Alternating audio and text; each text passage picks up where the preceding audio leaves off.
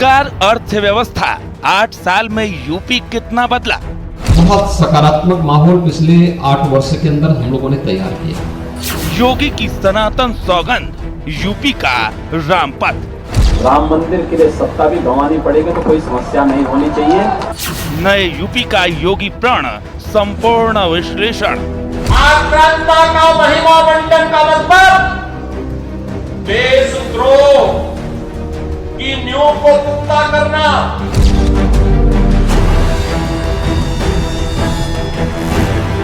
उत्तर प्रदेश की योगी सरकार के 8 साल का कार्यकाल पूरा होने जा रहा है।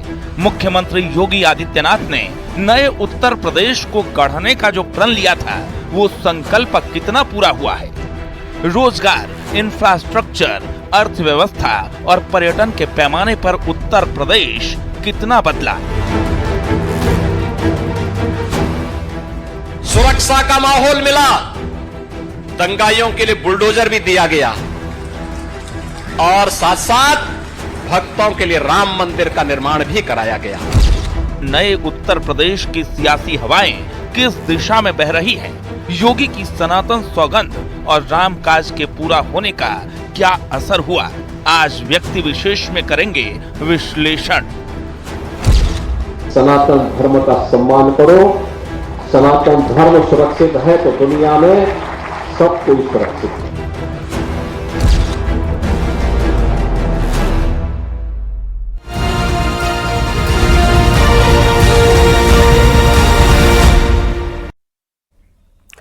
उत्तर प्रदेश की योगी सरकार ने अपने 8 साल के कार्यकाल में कई फ्रंट पर इतिहास रचा है। योगी सरकार के 8 साल में 15 लाख करोड़ रुपए का निवेश हुआ है, जिससे 60 लाख युवाओं को रोजगार मिला।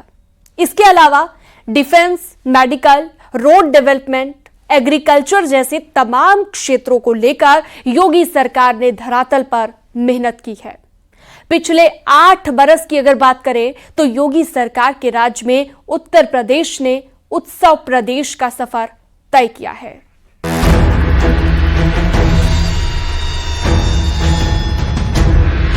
उत्तर प्रदेश में 8 साल पहले योगी आदित्यनाथ ने सरकार की कमान संभाली थी। तब से लेकर अब तक उत्तर प्रदेश विकास के तमाम पैमानों पर नई कहानी लिख चुका है। रोजगार, विकास योजनाएं, इंफ्रास्ट्रक्चर से लेकर धार्मिक पर्यटन और निवेश, वो तमाम फ्रंट हैं जिन पर उत्तर प्रदेश ने न सिर्फ नई पहचान हासिल की, बल्कि लगातार आगे बढ़ रहा है। ये वही उत्तर प्रदेश है जहां पहले युवा अपनी पहचान छुपाता था, आज वही युवा अपना उद्यम स्थापित कर रहा है।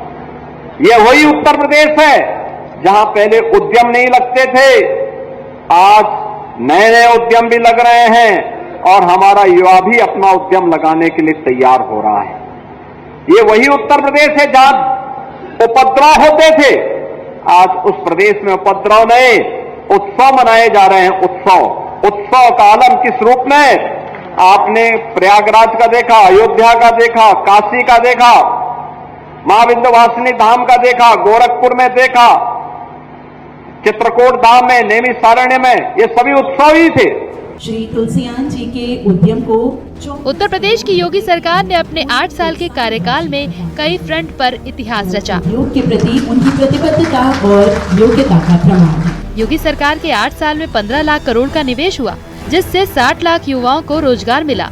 प्रदेश का निर्यात 86,000 करोड़ से बढ़कर 2 लाख करोड़ रुपए हो गया। उत्तर प्रदेश बीमारू राज्य की छवि को पीछे छोड़कर अर्थव्यवस्था का ग्रोथ इंजन बनने की तरफ तेजी के साथ आगे बढ़ रहा है। टेक्सटाइल के लिए जो उत्तर प्रदेश सरकार की पॉलिसीज है 2017 की, उसके बाद 2022 की, इसमें सरकार ने बहुत सारी सुविधाएं उपलब्ध करवाई हैं अपने इन्वेस्टर के लिए। तो इन्वेस्टर के लिए गवर्नमेंट की पॉलिसी भी है, हमारे पास लैंड बैंक भी है, कनेक्टिविटी भी है और कानून व्यवस्था की बेहतरीन स्थिति भी उत्तर प्रदेश के अंदर है, जो आपको न केवल सुरक्षा प्रदान कर रहा है बल्कि आपकी पूंजी को भी पूरी तरह सुरक्षा प्रदान करता है। बीच के उस काले अध्याय को छोड़ दिया जाए जब सब कुछ उत्तर प्रदेश की उन अनंत संभावनाओं को एक प्रकार से बाधित कर दिया गया था, उसके सामने बैरियर खड़े कर दिए गए थे। आज उससे उभर करके आगे बढ़ चुका है। 8 साल में जीएसडीपी दोगुनी होकर 27,51,00,000 करोड़ हुई। 8 साल में 33 सेक्टोरल पॉलिसी लागू। 8 साल में कारोबारी सुगमता में 14वें से दूसरे स्थान पर पहुंचा। 8 साल में निवेश मित्र पोर्टल के जरिए कारोबारियों को मदद। 8 साल में इन्वेस्टर समिट का आयोजन। 8 साल में 15 लाख करोड़ रुपए का निवेश। 8 साल में निर्यात बढ़कर 2 लाख करोड़ रुपए।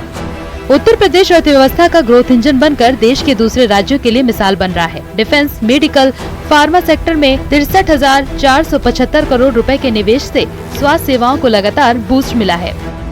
लखनऊ हरदोई में integrated textile apparel park, Hardoi Kanpur में मेगा लेदर क्लस्टर, गोरखपुर में प्लास्टिक पार्क, कन्नौज में परफ्यूम पार्क। इसके अलावा पूर्वांचल एक्सप्रेसवे और बुंदेलखंड एक्सप्रेसवे पर 6 इंडस्ट्रियल कॉरिडोर की स्थापना का काम तेजी के साथ हो रहा है।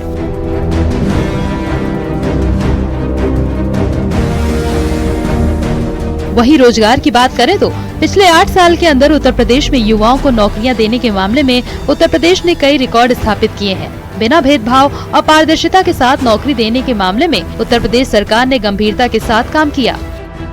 7 लाख से ज्यादा सरकारी नौकरी थी। यूपी पीएससी से 48,593 अभ्यर्थियों का चयन। यूपी SSSC से 46,032 अभ्यर्थियों का चयन।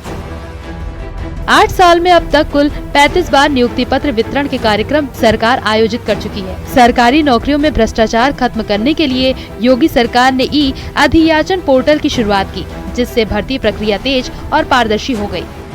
बहुत सकारात्मक माहौल पिछले 8 वर्ष के अंदर हम लोगों ने तैयार किया और सकारात्मक माहौल हर प्रकार से जो भी होगा पॉलिसी के अंदर होगा, पॉलिसी के दायरे में होकर होगा। इसके लिए 33 सेक्टोरियल पॉलिसीज के साथ उत्तर प्रदेश देश का पहला राज्य है जिसके पास इतनी पॉलिसीज हैं अलग अलग सेक्टर से जुड़ी हुई। इन्वेस्टर की सुविधा के लिए हम लोगों ने यहां पर सिंगल विंडो को प्रभावी ढंग से लागू किया है और देश का सबसे बड़ा सिंगल विंडो का प्लेटफॉर्म निवेश मित्र के नाम पर उत्तर प्रदेश में है, जिसके माध्यम से हम 500 से अधिक क्लियरेंस एक प्लेटफॉर्म पर उपलब्ध करवाने का कार्य कर रहे हैं। एमओयू मॉनिटरिंग के लिए भी निवेश सारथी का उपयोग करते हुए हम इस प्रक्रिया को आगे बढ़ा रहे हैं। उत्तर प्रदेश में मुख्यमंत्री योगी आदित्यनाथ की अगुवाई में 8 वर्षों में विकास की गाथा लिखी गई है। पश्चिमी उत्तर प्रदेश खासतौर पर यमुना एक्सप्रेसवे औद्योगिक विकास प्राधिकरण यानी यीडा के जरिए औद्योगिक और आर्थिक प्रगति का नया केंद्र बन चुका है। यहाँ जेवर में देश का सबसे बड़ा नोएडा इंटरनेशनल एयरपोर्ट और अंतर्राष्ट्रीय फिल्म सिटी लेकर आ रही है। 2025 तक शुरू होने वाले इस एयरपोर्ट की सालाना यात्री क्षमता 12 मिलियन होगी। साथ ही जेवर एयरपोर्ट को गाजियाबाद, ग्रेटर नोएडा और यमुना प्राधिकरण से जोड़ने के लिए 72.26 किलोमीटर लंबे रीजनल रैपिड ट्रांजिट सिस्टम की योजना बनाई गई है। इस परियोजना की अनुमानित लागत 20,637 करोड़ रुपए है। को बता दें, सेक्टर 22A में 13.64 एकड़ जमीन का आवंटन किया जाएगा जो कि निःशुल्क होगा। CISF के अधिकारियों की तरफ से ये प्रस्ताव रखा गया है और अब इस प्रस्ताव को यमुना प्राधिकरण बोर्ड बैठक में ले जाएगा जो कि 28 मार्च को होगी। अधिकारियों की तरफ से मिली जानकारी के मुताबिक 1047 CISF के जवान पहले फेज में तैनात होंगे और इसमें commandant, assistant commandant, deputy commandant, inspector, sub inspector और तमाम अधिकारी कर्मचारी इसमें सुरक्षा की जिम्मेदारी निभाएंगे। इसके अलावा यमुना अथॉरिटी के सेक्टर 28 में 439.40 करोड़ रुपए की लागत से मेडिकल डिवाइस पार्क विकसित किया जा रहा है। हम लोगों ने जो कहा वह करके दिखाया है। उत्तर प्रदेश टेक्सटाइल के एक बेहतरीन हब के रूप में स्थापित हो सकता है, यह आज कोई नई बात नहीं। याद रखना, जितनी प्राचीन सभ्यता और संस्कृति होगी उतने ही प्राचीन समय से वहां पे वस्त्र उद्योग की संभावनाएं रही होंगी। दुनिया की सबसे प्राचीन नगरी के रूप में उत्तर प्रदेश की दो प्राचीन आध्यात्मिक नगरी काशी और अयोध्या सबकी निगाहों में होगी। इसके अलावा उत्तर प्रदेश की योगी सरकार ने धार्मिक पर्यटन के क्षेत्र में भी लगातार विकास पर फोकस किया है। अयोध्या में श्री राम मंदिर, काशी विश्वनाथ कॉरिडोर, विंध्याचल कॉरिडोर के अलावा इस बार बजट में मथुरा पर विशेष फोकस करते हुए भारी भरकम बजट का आवंटन किया गया। प्रयागराज में हुए महाकुंभ में जहां 66 करोड़ से ज्यादा श्रद्धालुओं ने स्नान किया, तो वहीं कुंभ से 4 लाख करोड़ से ज्यादा का कारोबार तैयार हुआ। उत्तर प्रदेश लगातार विकास पथ पर तेजी के साथ आगे बढ़ रहा है। योगी सरकार ने भी 8 साल के कार्यकाल की उपलब्धियों को जनता के बीच पहुंचाने की मुहिम पर काम तेज कर दिया है। एक तरफ सीएम योगी आदित्यनाथ ने सनातन संदेश के जरिए 2027 की रणनीति साफ कर दी है, तो साफ है कि अगला चुनाव विकास के साथ साथ सनातन विकास की कसौटी पर लड़ा जाएगा। यूपी भारत का ग्रोथ इंजन, सुशासन, सेवा और सुरक्षा के मंत्र के साथ योगी सरकार के 8 साल पूरे होने पर अब योगी सरकार जिलों में जश्न मनाएगी। दरअसल योगी सरकार के जो 8 साल पूरे हुए हैं उनको लेकर योगी सरकार उत्तर प्रदेश के सभी जनपदों में कार्यक्रम आयोजित कर रही है। इसमें जो प्रभारी मंत्री हैं, उत्तर प्रदेश सरकार के जो मंत्री हैं, जिलों के प्रभारी हैं, वो जिलों में प्रेस कॉन्फ्रेंस करेंगे और सरकार के कामकाज के बारे में बताएंगे। यही नहीं, प्रदर्शनियां लगेंगी कि आखिर उत्तर प्रदेश सरकार और केंद्र सरकार ने किस तरीके से उत्तर प्रदेश में काम किए गए, आम जनता को किस तरीके से लाभ हुआ और उत्तर प्रदेश के हर वर्ग को किस तरीके से सरकार ने फ़ायदा पहुंचाया। इन सभी मुद्दों को लेकर प्रेस कॉन्फ्रेंस होंगी और 3 दिवसीय जश्न का कार्यक्रम उत्तर प्रदेश के हर जनपद, हर विकास खंड पर चलेगा। 2027 में उत्तर प्रदेश के विधानसभा चुनाव को लेकर सरगर्मी दिखने लगी है, तो सीएम योगी ने भी सनातन संदेश के जरिए ये साफ कर दिया है कि उत्तर प्रदेश की सियासी दिशा क्या होगी। हर मौके पर सीएम योगी ने विरोधियों पर तीखा पलटवार किया है। कुंभ पर विरोधियों की सियासत हो या फिर संभल पर गरमाया विवाद हो या फिर औरंगजेब पर सियासी टक्कर हो, हर बार सीएम योगी ने पुख्ता स्टैंड के साथ विरोधियों को सीधा जवाब दिया। फिर एक वर्ग ऐसा था जिसने कहा कि आप जाएंगे फिर राम मंदिर की बात होगी, तो मैंने कहा कौन हम सत्ता के लिए आए, राम मंदिर के लिए सत्ता भी गंवानी पड़ेगी तो कोई समस्या नहीं होनी चाहिए। जो आक्रांता बनकर के भारत की आस्था को कुचल रहे थे, वे भारत के लिए कभी आदर्श नहीं हो सकते, भारत के नागरिकों के लिए कभी आदर्श नहीं हो सकते। सीएम योगी आदित्यनाथ अपने मुखर अंदाज और सीधी बात के लिए जाने जाते हैं। 2027 में उत्तर प्रदेश की विधानसभा चुनाव को लेकर सरगर्मी दिखने लगी है, तो सीएम योगी ने भी सनातन संदेश के जरिए साफ कर दिया है कि उत्तर प्रदेश की सियासत में बीजेपी राम पथ नहीं छोड़ेगी। विकास की बात होगी, लेकिन धर्म और हिंदुत्व के विश्वास के साथ चुनावी रण में ताल ठोकी जाएगी। शासकीय व्यवस्था जिस नौकरशाही से जकड़ी होती है, उस नौकरशाही में एक बड़ा वर्ग ऐसा था जो कहता था कि मुख्यमंत्री के रूप में अयोध्या जाने से विवाद खड़ा होगा। हमने कभी विवाद खड़ा होता तो होने दीजिए, लेकिन अयोध्या के बारे में कुछ सोचने की आवश्यकता है। फिर एक वर्ग ऐसा था जिसने कहा कि आप जाएंगे फिर राम मंदिर की बात होगी, तो मैंने कहा कौन हम सत्ता के लिए आए हैं, राम मंदिर के लिए सत्ता भी गंवानी पड़ेगी तो कोई समस्या नहीं होनी चाहिए। पिछले कुछ दिनों के अंदर उत्तर प्रदेश के सियासी गलियारों में कई मुद्दे जमकर उछले। प्रयागराज कुंभ हो, संभल विवाद हो या फिर होली और जुमे का सियासी टकराव, और फिर औरंगजेब की भारत में स्वीकार्यता पर सवाल, जमकर सियासत हुई। लेकिन सीएम योगी आदित्यनाथ ने अपने ठोस और साफ बयान से सरकार का स्टैंड पुख्ता कर दिया। एक तरफ एक भारत श्रेष्ठ भारत की परिकल्पना साकार हो रही है, पूरा देश एकजुट होकर के कार्य कर रहा है।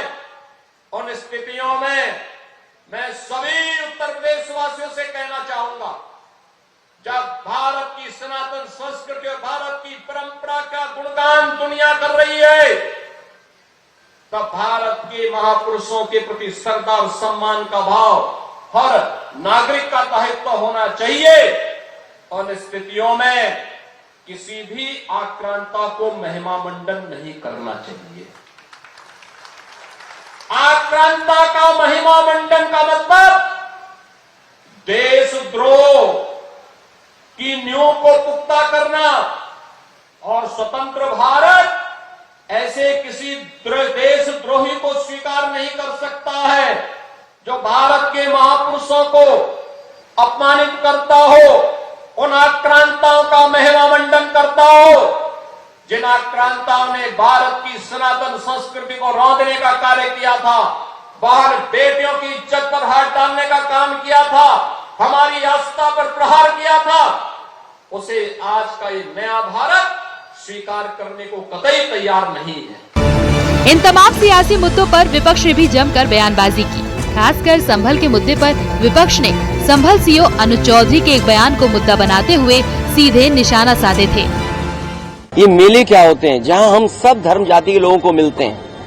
अगर वो कुंभ की तारीफ कर सकते हैं तो किसी मेले और की तारीफ क्यों नहीं कर सकते।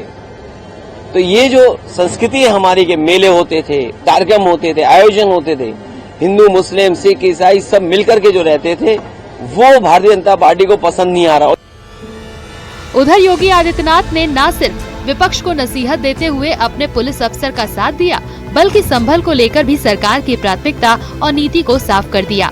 लेकिन हम जबरन किसी पे कब्जा करके किसी की आस्था को रौंदे तो यह स्वीकार्य नहीं, ये कतई स्वीकार्य नहीं है। खासतौर पर तब संभल एक सच्चाई है।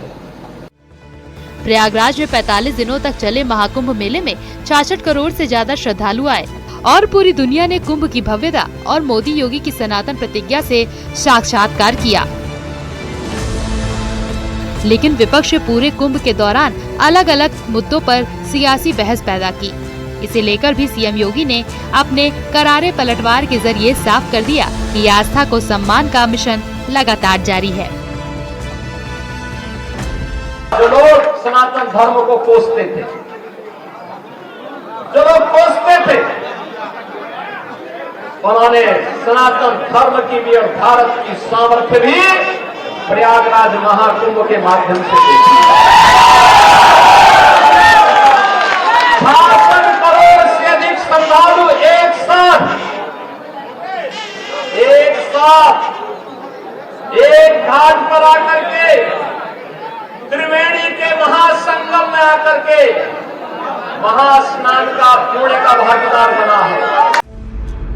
योगी सरकार 8 साल पूरे होने के मौके पर यूपी भारत सरकार का ग्रोथ इंजन की थीम से प्रदेश की जनता के बीच अपनी उपलब्धियों को लेकर जा रही है, बल्कि इसे 27 की तैयारी के तौर पर भी देखा जा सकता है। साफ है कि सीएम योगी सनातन संदेश के जरिए 27 की सियासत का संकेत दे चुके हैं। Bureau report news 18। एक भारत श्रेष्ठ भारत की परिकल्पना साकार हो रही है। किसी भी आक्रांता को महिमा मंडन नहीं करना चाहिए। आक्रांता का महिमा मंडन का मतलब देशद्रोह